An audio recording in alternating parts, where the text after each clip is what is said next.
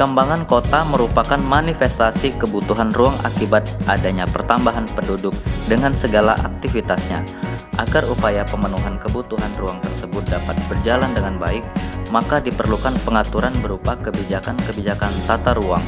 Dilihat dari peningkatan yang cukup signifikan, kawasan keramasan dapat menjadi representasi dari smart city tersebut.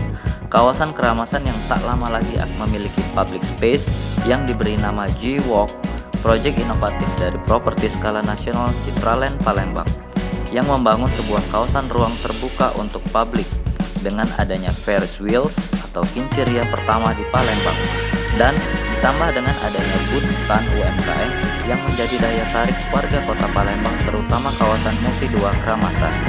Wilayah ini menjadi sangat progresif karena berbagai kemajuan telah dilakukan di kawasan ini.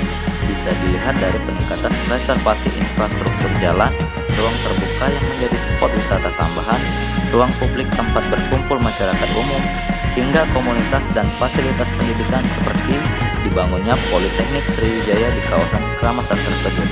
Tentu, berbagai kemajuan pembangunan tersebut membuat kawasan keramasan bisa disebut sebagai kawasan yang menjadi representasi kemajuan kota Palembang saat ini maupun di masa yang akan datang. Kalau kita bicara infrastruktur, maka ini adalah wajah dan tampilan kota. Artinya seluruh jalan akan diperbaiki, seluruh taman akan diperbaiki, termasuk infrastruktur pendukung lainnya. Maka sekarang memang kita sudah memberikan pemetaan infrastruktur yang menjadi tanggung jawab dari anggaran APBN, dari pemerintah provinsi lewat Bandungnya, juga dari infrastruktur dari pemerintah kota melalui dana APBD.